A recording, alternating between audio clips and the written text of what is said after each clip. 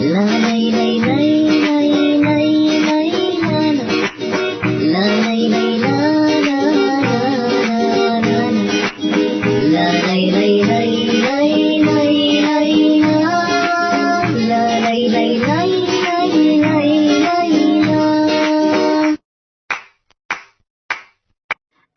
عليكم ورحمة الله وبركاته، والصلاة والسلام على خير الأنام سيدنا محمد عليه أفضل الصلاة والسلام.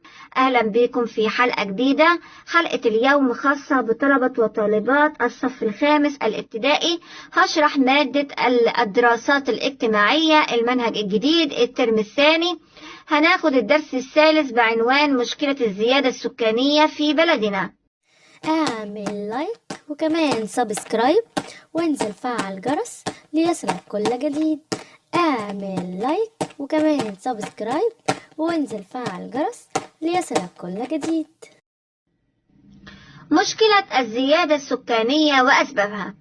بتظهر مشكلة الزيادة السكانية لما بيزداد عدد السكان، يعني بالبلدي لما نخلف كتير ويكون عدد السكان بنسبة أكبر من الموارد اللي موجودة عندنا والخدمات المتاحة. مثال ان انت نصيبك كفرد بيقل في المية كلما زاد عدد الاشخاص، فلو كان لديك مثلا 10 اكواب مية يفضل ان نقسم 10 كوبايات المية على 10 افراد بدل ما نقسمهم على 20 فرد، فكل ما يكون الافراد كتير 10 كوبايات ما يقضوش الناس اللي موجودة، لكن لما يكون عددهم قليل 10 كوبايات تقضي. أسباب مشكلة الزيادة السكانية هم 4 أسباب هتحفظهم معايا. أول حاجة الزواج المبكر، بيزوجوا البنات بدري. كثرة الإنجاب، كانوا بيخلفوا بطريقة فظيعة. بيفضلوا الذكور عن الإناث، وكمان تحسن الرعاية الصحية.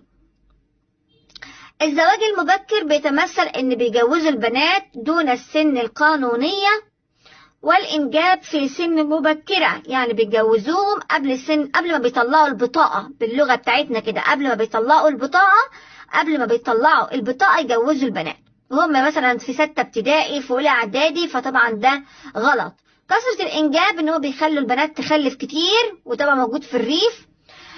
تفضيل الذكور عن الإناث، طبعا لما بيحب خلفة الصبيان عن خلفة البنات أدى إلى استمرار بعض الأسر في الإنجاب. فضل حتى اللي بيجي يخلف بنات يفضل يجي يخلف لغاية ما يجيب ولد. أما تحسن الرعاية الصحية أدى إلى تراجع معدل الوفيات بتاعة الأطفال الرضع، لما بقى عندنا مستشفيات ودكاترة وبقى عندنا علاج طبي متكامل، طبعا ده أدى إن الأطفال الرضع ما ماتوش، وأدى كمان لزيادة متوسط عمر الفرد. نتائج مشكلة الزيادة السكانية.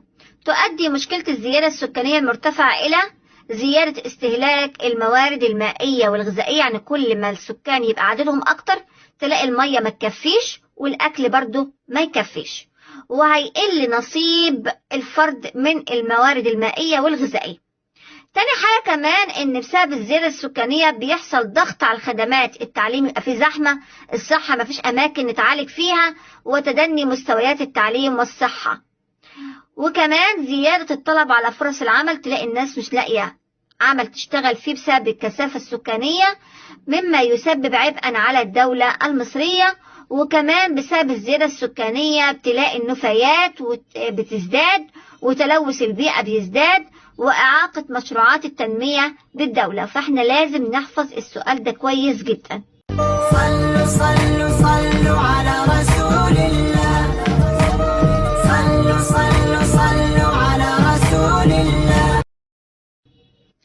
إزاي نواجه مشكلة الزيادة السكانية؟ عشان نواجه مشكلة الزيادة السكانية لازم يكون فيه دور للفرد اللي هو اللي موجود في المجتمع الإنسان، ودور للدولة في حل هذه المشكلة. طيب دور الفرد يعمل ايه؟ ان هو ضروري ترشيد استهلاك كافة الموارد، لازم يستخدم الموارد بالراحة خالص كده ويرشد استهلاكها، ولازم ينظم الأسرة بتاعته ما يخلفش كتير. أما دور الدولة في حل مشكلة الزيادة السكانية ان هي دايما توعي الناس بخطورة مشكلة الزيادة السكانية، ان هي لازم توفر وسائل تنظيم الأسرة ونشر الوعي بين الأسرة وتعرفهم ان تنظيم الأسرة ده مهم. إن هي لازم تصدر العديد من القوانين اللي بتجرم الأب اللي بيجوز بنته وهي صغيرة، والأب اللي بيشغل أطفاله، يبقى بتجرم الزواج المبكر وبتجرم عمالة الأطفال. برضو الدولة لازم تعمل توسع في مشروعات التنمية وبناء المدن الجديدة، وتستصلح الأراضي الصحراوية عشان تقضي الناس من أجل إعادة توزيع السكان وتقليل الكثافة السكانية في الوادي والدلتا. صلوا صلوا صلوا على رسول الله. صلوا صلوا صلوا على رسول الله. يلا بينا نحل مع بعض الأنشطة والتدريبات. رقم 1، أكمل العبارات التالية بما يناسبها من بنك الكلمات. جايب لك مجموعة بنك كلمات هنختار منها ونحط في النقط. 1، تظهر مشكلة الزيادة السكانية عندما يتجاوز عدد السكان نقط، هنكتب الموارد المتاحة. 2، أحد أهم أسباب مشكلة الزيادة السكانية نقط، هنكتب الزواج المبكر. 3، تؤدي مشكلة الزيادة السكانية إلى إعاقة نقط، هنكتب مشروعات التنمية. 4، يواجه المواطنون مشكلة الزيادة السكانية عن طريق نقط، هنكتب تنظيم الأسرة. 5، أدى تحسن الرعاية الصحية إلى تراجع نقط، هنكتب تراجع وفيات الأطفال الرضع. نشاط رقم 2، اكتب كلمة صواب أمام العبارة الصحيحة وكلمة خطأ أمام العبارة غير الصحيحة. 1، تظهر مشكلة الزيادة السكانية نتيجة تجاوز عدد السكان للموارد والخدمات المتاحة، العبارة صحيحة. 2، إنجاب العديد من الأطفال يؤدي إلى النمو السكاني، العبارة صحيحة. 3، يؤدي الزواج المبكر إلى ظهور مشكلة الزيادة السكانية، العبارة صحيحة. 4، مشكلة الزيادة السكانية تؤدي لتنمية الدولة، العبارة خاطئة. 5، تفضيل الذكور على الإناث يدفع بعض الأسر إلى الاستمرار في الإنجاب، العبارة صحيحة. 6، تؤدي الزيادة السكانية إلى زيادة نصيب الفرد من الموارد، العبارة خاطئة. 7، تؤثر الزيادة السكانية إيجابا على الموارد والبيئة، العبارة خاطئة. 8، يزداد إنجاب الأطفال في الحضر عن الريف، العبارة خاطئة. 9، تواجه الدولة مشكلة الزيادة السكانية بتوفير وسائل تنظيم الأسرة، العبارة صحيحة. 10، إذا قمت باستهلاك الموارد فإنك تساعد في مواجهة مشكلة الزيادة السكانية، العبارة خاطئة. 11، أصدرت الدولة العديد من القوانين للحد من الزواج المبكر، العبارة صحيحة.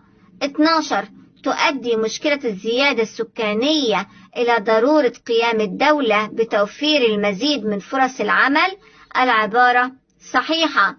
رقم 13، يزداد متوسط عمر الفرد بسبب تحسن الرعاية الصحية، العبارة صحيحة.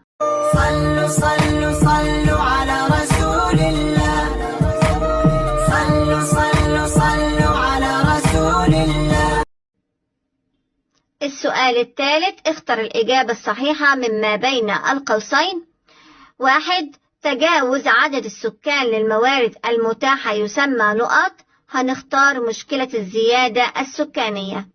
رقم 2، إحدى طرق حل مشكلة الزيادة السكانية نقط، هنختار تنظيم الأسرة. رقم 3، أحد أسباب مشكلة الزيادة السكانية نقط، هنختار تفضيل الذكور على الإناث. رقم 4، يؤدي تحسن الرعاية الصحية إلى نقط، هنختار انخفاض عدد وفيات الرضع. رقم 5، تقوم الدولة المصرية بجهود لمواجهة مشكلة الزيادة السكانية منها، هنختار التوسع في مشروعات التنمية. السؤال رقم 4، صوب ما تحته خط فيما يلي. 1، يزداد إنجاب الأطفال خاصة في الحضر، هنشيل الحضر ونكتب الريف. 2، تناقص نصيب الفرد من الخدمات والموارد سببه أن النمو السكاني منخفض، هنشيل كلمة منخفض ونكتب مرتفع. السؤال الخامس، فسر ما يلي: تراجع وفيات الأطفال الرضع وزيادة متوسط عمر الفرد، هنكتب بسبب تحسن الرعاية الصحية. رقم 2، فسر مشكلة الزيادة السكانية تزيد الأعباء على الدولة المصرية، هنكتب بسبب زيادة الطلب على فرص العمل والضغط على الخدمات. رقم 3، فسر تؤدي مشكلة الزيادة السكانية إلى زيادة التلوث. الإجابة لأنها كلما زاد عدد السكان أدى إلى زيادة النفايات وبالتالي زيادة التلوث. 4، فسر تؤثر مشكلة الزيادة السكانية على نصيب الفرد من المياه، لأن الزيادة السكانية بتؤدي إلى زيادة استهلاك الموارد كالمياه. رقم 5، فسر التوسع في بناء المدن الجديدة واستصلاح الأراضي، هنكتب لإعادة توزيع السكان وتقليل الكثافة السكانية في الوادي والدلتا. بكده أكون وصلت معاكم لنهاية الأسئلة، أتمنى لكم التوفيق والنجاح.